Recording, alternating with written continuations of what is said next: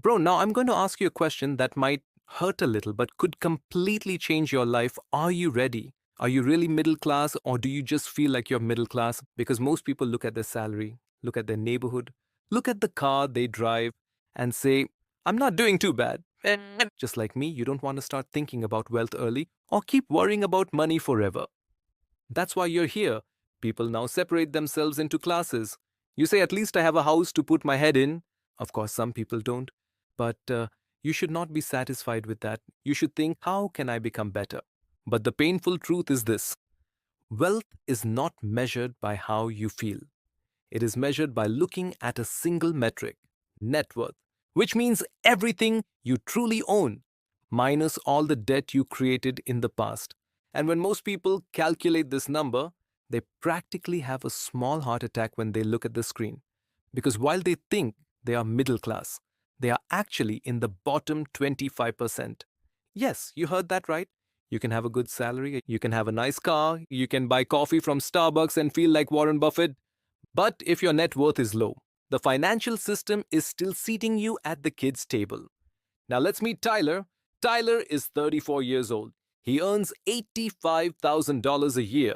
Not bad money. He has a decent job. He lives in a nice apartment. He drives a 2022 car. Every month he puts a little money into his 401k. And he thinks he is solidly middle class. From the outside, he looks like bro has figured life out.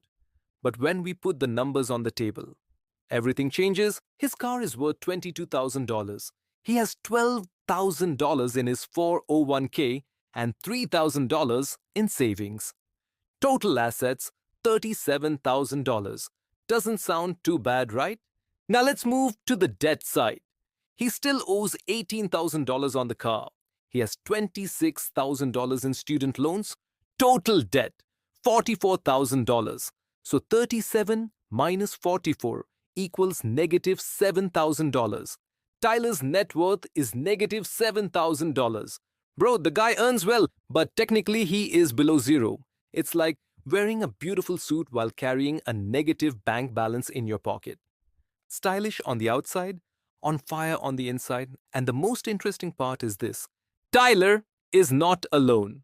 Millions of people are in this exact situation. Good income, but no real wealth. Money comes in and leaves just as fast. Car payment, rent, student loans, credit cards. The money is packing its bags while it's walking through the front door. This is the biggest trap people fall into. You build a comfortable lifestyle, but you never actually become wealthy. Now, let me tell you something very important. Income is not wealth. Net worth is wealth. The earlier you understand this, the further ahead you get, because some people earn $200,000 a year and still say at the end of the month, where did all my money go? While others earn $80,000 and quietly build wealth. Showing off is one thing, wealth is something completely different. Now, the level Tyler is in is the bottom 25% in America. The people in this group have a net worth below roughly $23,000, and a large portion of them have a net worth of zero or less, which means technically the bank owns more of them than they do. And this group is not filled only with low-income people. On the contrary, there are tons of people with good salaries who still fail to build assets. Because the problem is not income, the problem is lack of a system. Tyler's problem is very clear. He doesn't own a home, so he has no home equity. His debts are larger than his assets, and his retirement savings are very small relative to his income. He has worked for years, but his financial needle has barely moved. It's like running on a treadmill for hours. You sweat, you get tired, but you don't go anywhere. Now here is the good news. Moving to the next level is not as hard as you think. Right now, Tyler is at negative $7,000. And to enter the lower middle class, he needs to reach $23,000. And that means he needs to close a $30,000 gap. It sounds big, but the math is calm because there are only two levers in this game. Either you increase your assets or reduce your debt. Ideally, you do both. If Tyler throws an extra $500 a month at his student loans, he can eliminate them in about 3.5 years. And doing just that could move him into the next financial class. Think about that. For years, you think you are stuck in the same place. But with a few correct moves, you change your financial class, your character literally levels up. But the funny part is this: most people wait for miracles to change their financial life. Winning the lottery, crypto exploding, a mysterious uncle leaving them an inheritance. But in real life, wealth is built through boring decisions: paying off debt, investing consistently, cutting unnecessary spending, things that won't go viral on Instagram but will work inside your bank account. Now let's think about a typical person who reaches the lower middle class. They own a $300,000 house with $240,000 left on the mortgage.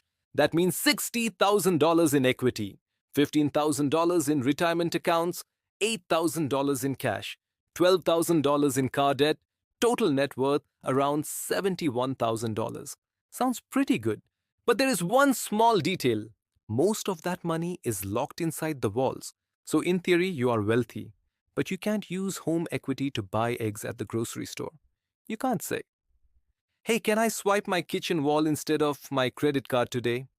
And that's why some people look good on paper, but are still financially fragile. Because real security comes from liquid assets, not just from having a large balance sheet. Actually, sometimes the people who look rich are in a very painful situation. They have no savings, they only care about how they survive today. But it should not be like that. The question should not be, how did I get through today? The question should be, how can I become better tomorrow?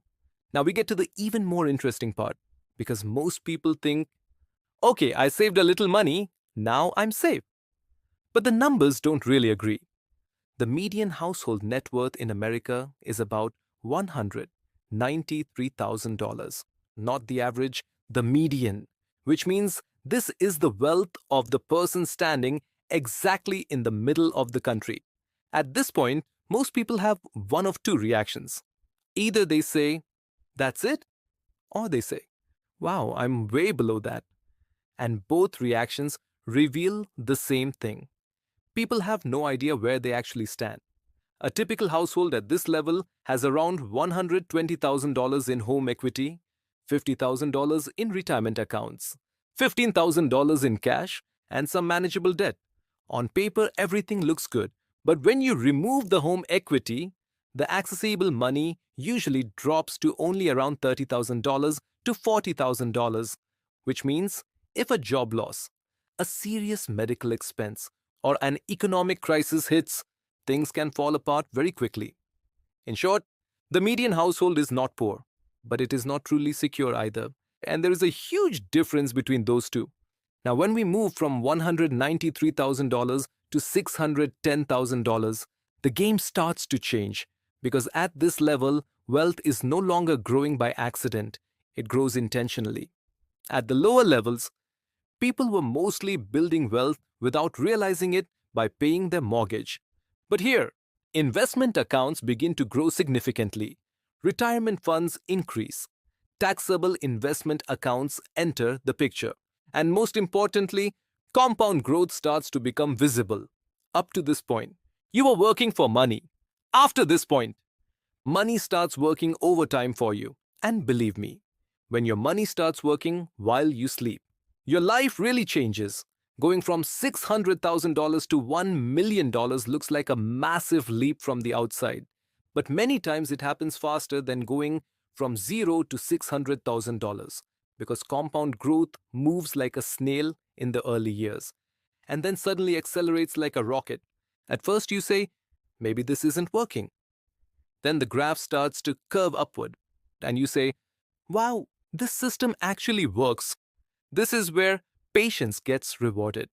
Now, when you reach the range between $610,000 and $1.72 million, you're standing at the door of the upper class. And the biggest difference here is this: your house stops being your biggest asset. Your investments take the lead. 70% or more of your net worth may come from investment accounts, retirement funds, brokerage accounts, business ownership, maybe rental real estate, which means the engine of your wealth is no longer your salary, it is your assets.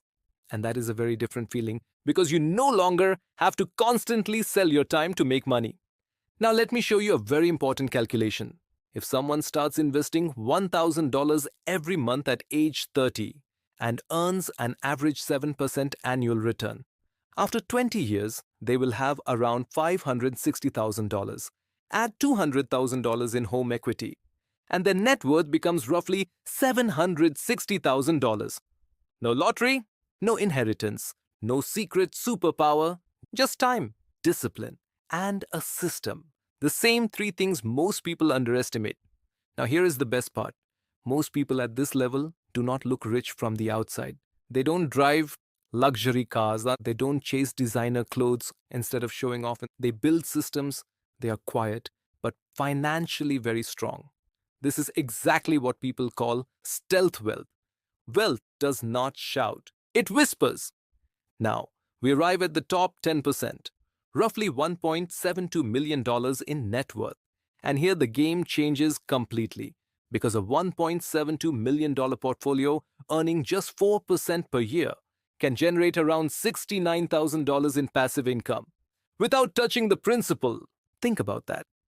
Even if you stopped working, your investments would continue producing income close to what the average family earns. This is the point where work stops being a necessity and becomes a choice. You work because you want to, not because you have to. And the psychological freedom this creates is almost impossible to describe. Now, here is a very important detail. Reaching the top 10% is not impossible. Many people think this is a club reserved only for the ultra-wealthy. But with the right math and enough time, it is an achievable goal for many people.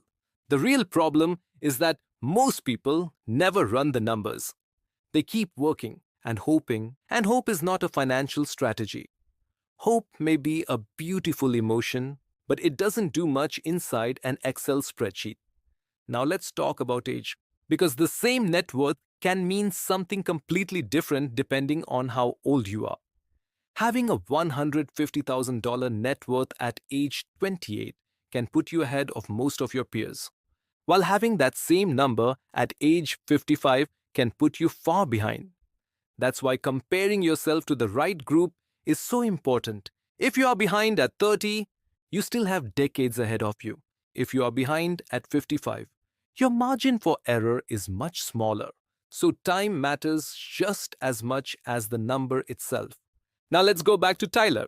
He's currently at negative $7,000, and three different futures are waiting for him. In the first scenario, he changes nothing, he makes minimum payments, invests a little, and spends the rest. By age 54, his net worth reaches around $120,000. It sounds like progress, but he is still far below the median for his age group, which means he worked for 20 years and is still behind average. In the second scenario, he becomes intentional, he frees up $700 a month, uses part of it to pay debt and part to invest. Once the debt is gone, he directs all of that money into investing. He buys a modest house at 38, and by age 54, his net worth reaches around $500,000. Same salary, same starting point, just better decisions. In the third scenario, he takes the game seriously. He increases his income, learns new skills, builds side projects, raises his investments to $1,500 a month, buys a duplex, lives in one side, and rents out the other. And by age 54, his net worth reaches around $1 million, from negative $7,000 to $1 million in 20 years. And no, this is not the result of a lottery ticket, it is the result of intentional decisions. And that is the core message of this video. Where you are today is not your destiny. It is only your starting point. If you are not where you expected to be, that is not failure, it is information. Because the greatest financial advantage is not a high income or luck. It is knowing exactly where you stand and understanding the math required to get where you want to go. People move up this wealth ladder every single day, not by hoping, but by calculating and then acting on those calculations. Now it's your turn. What step are you really on? And more importantly, 1 year from now, will you still be standing on the same step, or will you finally start climbing? Or will you say, I made it, and step aside? If it were me, I would choose the last one, because succeeding feels so good. I can't fully explain it. You have to experience it. I did, and I truly want you to experience it too.